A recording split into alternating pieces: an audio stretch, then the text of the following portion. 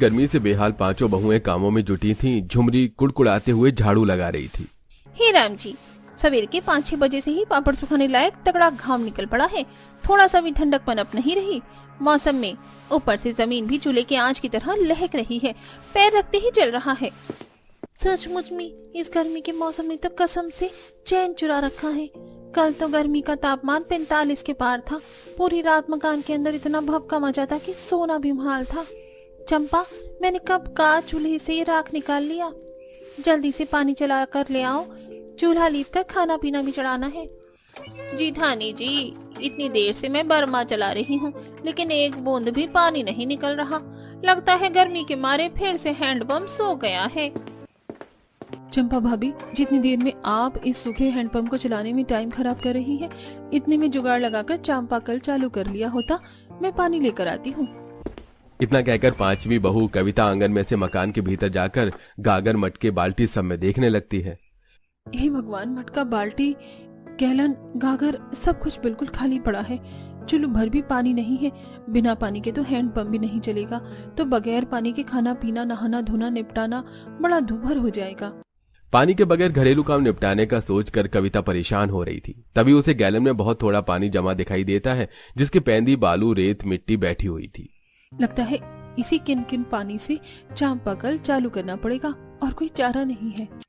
कविता उस बालू वाले पानी को हैंडपंप में डालकर शुरू करती है, जिससे हैंडपंप में से रेतीला पानी निकलते देखकर आशा बुदबुदा पड़ती है। कर दिया काम खराब कविता, ये खाक जुगाड़ लगाया है तुमने। रेत बालू वाले पानी से हैंडपंप शुरू कर लिया। देखना जरा, पानी से ज्यादा तो बालू बाहर निकल रहा है। इस पानी से अगर खाना बिठाएंगे तो खाना भी किन किन बनेगा। फिर माँ जी और हमारे पति लोग खाने में नखरे ही करेंगे। हद है, कसम से आशा भाभी, भलाई का तो जमाना ही नहीं है। एक तो मैंने जुगाड़ लगाकर कैसे कैसे थोड़े थोड़े पानी से हैंडपंप शुरू किया ताकि खाना बनाने में लेट ना हो, और आप उल्टा मुझ पर ही दाना पानी लेकर चढ़ रही हैं।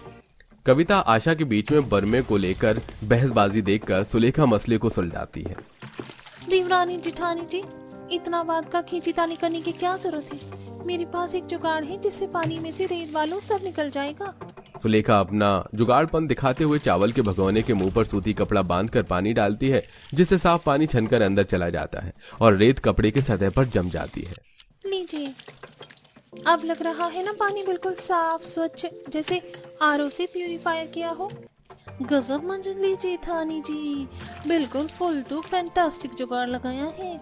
चलिए आप चूल्हे पर चावल चढ़ा दीजिए, तब तक हम तरकारी बनाने का जुगाड़ लगाते हैं। देखते हैं मचान पर काछू उगा है क्या। ऐसा कहते हुए झुमरी लकड़ी का जीना लगाकर मकान के छप्पर पर चढ़ जाती है, जिस पर उसने जुगाड़ू तरह से कुछ कुछ सब्जियां, सेम, फली, लौकी, तोरई जैसी जुगाड़ू बेल वाली खेती उपजा रखी थी। तभी बेल में से उसे ताजी ताजी लौकी लटकी दिखाई देती है। हाय दैया, हमारे मकान पर क्या ढेर सारी कच्ची कच्ची ताजी ताजी लौकी उगी हुई है। 2-4 टाइम की सब्जी का जुगाड़ तो निकल जाएगा। तब झुमरी सतर्कता से मकान के छप्पर पर चढ़कर लौकी तोड़ने लगती है। वहीं कविता हाथ में टोकरी लेकर आंगन में खड़ी होती है। झुमरी, थोड़ा संभल कर, तुम्हें पता है ना हमारे मकान की छत कितनी कमजोर है। अरे देवरानी जी, तुम टेंशन नहीं हो रही। गाँव में हम मचान पर बहुत बार चढ़कर सब्जी तोड़े हैं। तभी मकान के कच्चे छप्पर पर जोर पड़ने के चलते अंदर मिट्टी झड़ने लगती है, जिससे पांचों के पति पिनपिनाकर उठ जाते हैं।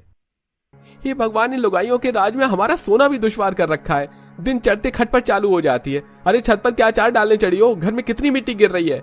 प्रभात को गुस्से में भड़कते देखकर झुमरी नीचे उतर आती है, जहां गर्मी से पसीने पसीने होकर पांचों भाई मकान में से बाहर आते हैं।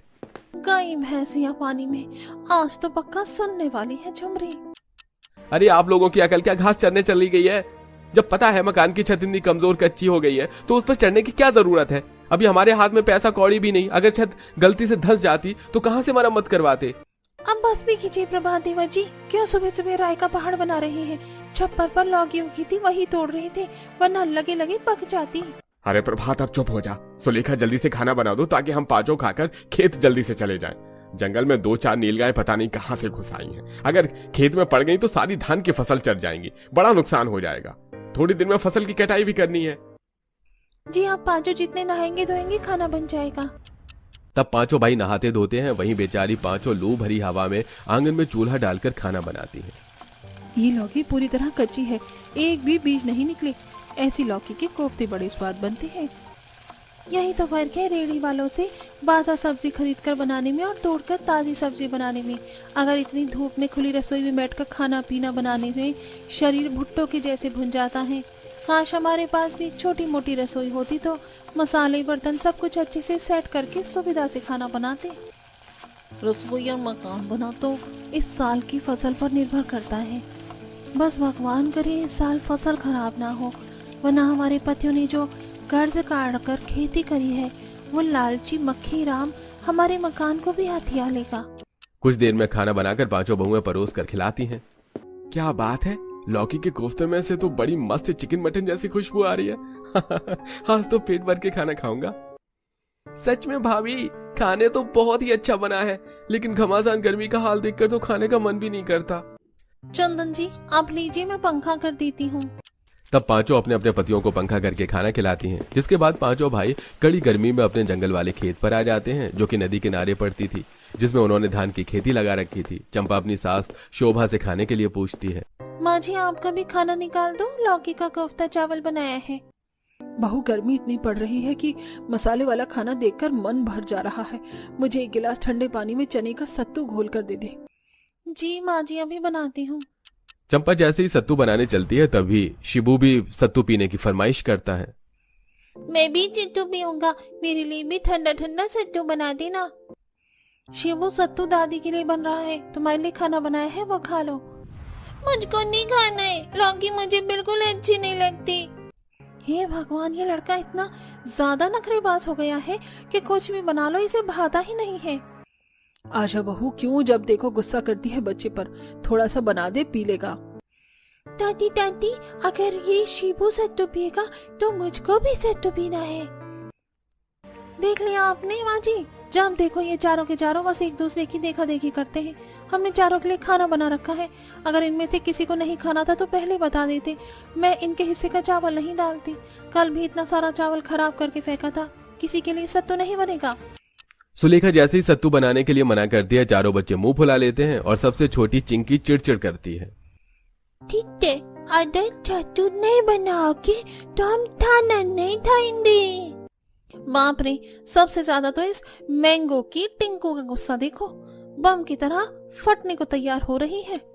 तब सुलेखा शोभा के साथ साथ बाकी चारों बच्चों को भी सत्तू बनाकर पिलाती है और पांचों टोकरी लेकर जंगल जाने लगती हैं।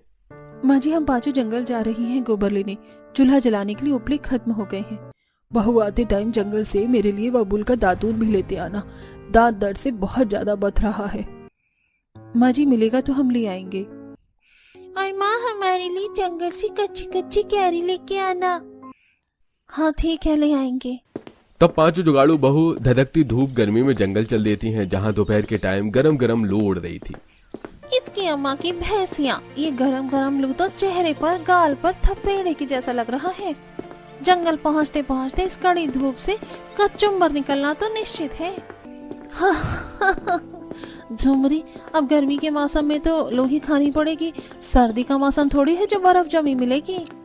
कुछ ही देर में पांचों घने जंगल में पहुंच जाती हैं, जहां मोटे मोटे तने, शाख, टहनियां वाले पेड़ झमाझम झूम रहे थे। जंगल का वातावरण काफी ठंडक भरा था। जंगल की मिट्टी बर्फ जितनी ठंडी थी। पक्षी डाली पर बसेरा डालकर बसे हुए थे। वहीं कहीं कुछ घुमक्कड़ गाय बछिया के साथ छायादार पेड़ के नीचे बैठी हुई थी। इतनी दोपहर में भी जंगल के अंदर कितनी ठंडक पनप रही है। सच में इतनी गर्मी में हमारे मकान से अच्छा तो इसी जंगल में बसावट कर ले तो गर्मी का मौसम अच्छा खासा कट जाएगा। वो देखो, उस गाय ने बछिया भी दे दी। बछिया देखने में कितनी प्यारी है, और देखो उन्होंने कितना सारा गोबर भी दे रखा है, उपले बनाने के काम आएगा। सुलेखा फटाफट टोकरी ले जाकर सारा गोबर बटोर लेती है। तभी पेड़ के ऊपर से एक टपकता है। अरे देखो, इस आम के गाछ पर लगे मोजर में से आम आने लगते हैं। इस नीचे वाली डाली पर गुच्छों में आम के लगे हुए हैं। इसी पर से आम झाड़ लेते हैं, अचार डालने के काम आएगा। गर्मी में रोटी चावल से खाने का जुगाड़ हो जाएगा। चंपा, तुम डाल पर चढ़ जाओ। ना बाबा ना, मैं नहीं चढ़ रही। अगर आम की डाली कच्ची हुई तो सीधा नीचे धड़ाम। क्या जुगाड़ू बहू बनोगे जेठानी जी, हम चढ़ते हैं। झुमरी डाली पर चढ़कर उसे हिलाने लगती है, जिससे बहुत सारे कच्चे पक्के आम नीचे टूटकर गिरने लगते हैं। चारों जुगाड़ू बहू उन आमों को चुन लेती हैं और झड़कर नीचे गिरे सूखे पत्तों को भी खाना बनाने के लिए इकट्ठा कर लेती हैं। तभी कुछ दूरी पर कविता को बबूल की झड़ी दिखाई देती है। देखो, इस बाबुल की झाड़ी में कितने पतले पतले तने निकले हैं। इसमें तो काफी सारे दातून बन जाएंगे। पता है, बाबुल का दातून करने से बहुत लाभ होता है। इससे दांत मजबूत रहते हैं और कीटाणु नहीं लगते। जब फ्री में इतना फायदेमंद दातून मिल रहा है तो क्यों ना इसका इस्तेमाल करें। इससे मंजन और ब्रश खरीदने का खर्चा भी बचेगा। क्या बात है जब्बा, ये तुमने बड़ा ही धांसू जुगाड़ लगाया। अगर खर्चों में से थोड़ा बहुत पैसा हम जोड़ पाएंगे तो हमारे ही काम आएगा। तब चंपा दातुन बनने लायक काफी सारी बबूल की टहनी तोड़ लेती है। अब तो सब चीज का जुगाड़ हो गया ना, चलिए घर चलते हैं।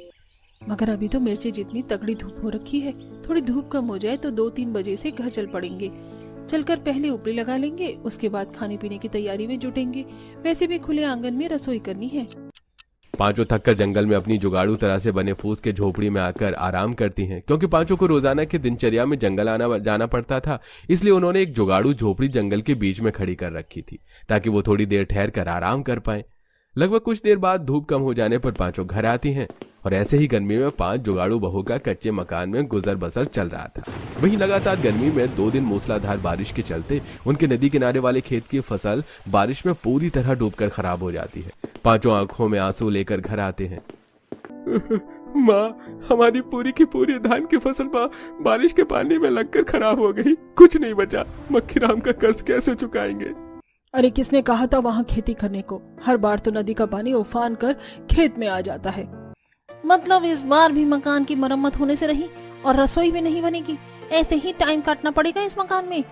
सुलेखा बहू, अभी तुम पांचों के मकान पक्का करवाने और रसोई बनाने का आगाज है या कर्ज देने का? इतने में मक्खीराम पैसे मांगने दरवाजे पर धमक जाता है। अरे ओ कर्ज खोरो, मेरे पैसे देने के डर से आपने अपनी लुगाइयों के पल्लू में छिप गए हो क्या? निकलो बाहर। तभी सुधाकर, प्रभात, चंदन, मोहन, सोहन सब बाहर आते हैं। अरे निकालो मेरे 50,000 रुपए ब्याज लगा के। मक्खीराम जी, अभी पैसे नहीं हैं। आपको तो पता है बारिश में डूबकर हमारे खेत की फसल खराब हो गई। ठीक है, फिर 2 दिन में मकान खाली कर दो। मकान के कागज देकर तुमने कर्ज दिया था। धमकी देकर मक्खीराम चला जाता है।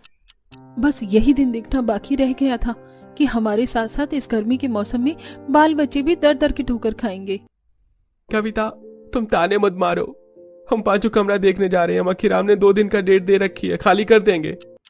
पांचों भाई जहां कहीं कमरा देखने जाते हैं, हर जगह छोटे कमरे का भी 8-10 हजार किराया सुनकर दुखी होकर वापस आ जाते हैं। ऐसे ही 2 दिन खत्म हो जाते हैं और पूरा परिवार भयंकर गर्मी में बेघर सड़क पर भटकने लगता है। मम्मी मेरे पैर में छाले पड़ गए। चला नहीं जा रहा। मम्मी, मुझको तेज के प्यास लगी है, घर चलो ना। बस बेटा, थोड़ी देर और जंगल पहुंचने वाले ही है। भयंकर गर्मी में जलती सड़क पर चलते हुए सबके पैर में छाले आ जाते हैं और थोड़ी देर में वो घने जंगल वाले झोपड़ी के बसावट में आ जाते हैं, जहां नदी में ठंडा ठंडा पानी हीरे की तरह चमचमा रहा था। सब हाथ मुंह धोकर पानी पीते हैं। इस जंगल का पानी एकदम अमृत जितना मीठा है और ठंडा भी। हमारे मकान का पानी कितना खारा था। इस पेड़ के नीचे अच्छी हवा चल रही है। आप सब लोग यहाँ बैठिए, तब तक हम झोपड़ी को साफ सुथरा कर लेते हैं। मगर झोपड़ी के चारों तरफ तो कितनी ज्यादा गंदगी है, झाड़ू के बिना कैसे साफ होगा? तभी झुमरी थोड़ी दूरी पर खजूर के डाल में से फल और पत्ते तोड़ कर लाती है। ये देखिए, हम सब के लिए मीठे मीठे खजूर तोड़ कर लाए हैं, खा लीजिए। तब तक हम जुगाड़ू झाड़ू बना देते हैं। तब झुमरी उन खजूर के पत्तों से 2 मोटे मोटे झाड़ू बनाती है और झुमरी कविता पूरे झोपड़ी को साफ करती है। पहले दिन तो सब खजूर फल खाकर गुजारा करते हैं। वहीं अगले दिन से उनके पति लकड़ी काटकर बेचने लगते हैं। वहीं पांचों भोजन की तलाश में आगे बढ़ती हैं, जहां शीशम, बरगद, सागवान के हरे पत्ते टूटकर बिखरे हुए थे, जिनकी परख करते हुए आशा बोलती है। अरे ये तो शीशम के पत्ते हैं। वैसे हमारी बसावट के पत्ते बहुत सूख गए हैं, इसलिए ठंडक पनप नहीं रही थी। क्यों ना हम हरे पत्तों से घर बना लें। आशा का जुगाड़ू विचार पांचों को काफी पसंद आता है और अब वो सारे पत्ते और कुछ ठोस लकड़ियों को भी काट कर लाते हैं और 3 बहू घर बनाती हैं और 2 बहू रसोई बनाने में लगती हैं। देख लेना जिठानी जी, घर से सुंदर तो मेरी और कविता की जुगाड़ू रसोई बनेगी, ताकि फिर हम बढ़िया से अपनी रसोई में बैठकर खाना पीना बनाएंगे। और हमारा जुगाड़ू घर भी एकदम मजबूत और टिकाऊ बनेगा, ताकि सब आराम से रहें। जहां एक तरफ आशा सुलेखा चंपा घास फूस पत्तों और लकड़ियों की सहायता से जुगाड़ू घर बनाती है और उस पर बड़े बड़े आकार के पत्तों से मजबूत छावनी भी बनाती है, तो वहीं कविता और झुमरी रसोई को ठंडा रखने के लिए उसकी लकड़ी की दीवारों पर नदी किनारे से मिट्टी लाकर ठंडा रखने के लिए गाढ़ा लिपाई करती है। आखिरकार हम पांचों बहू ने अपनी जुगाड़ बसावट से रसोई बना ली है, लेकिन इसमें दरवाजा भी लगाना पड़ेगा क्योंकि हम खुले जंगल में रहते हैं, तो कभी भी जंगली जीव जंतु हमारी रसोई और घर में आकर नुकसान न पहुंचा दे। तभी पांचों जुगाड़ू बहू घर और रसोई का दरवाजा बनाने के लिए जंगल में दोबारा से जाते हैं और कविता की नजर बांस के पेड़ पर जाती है।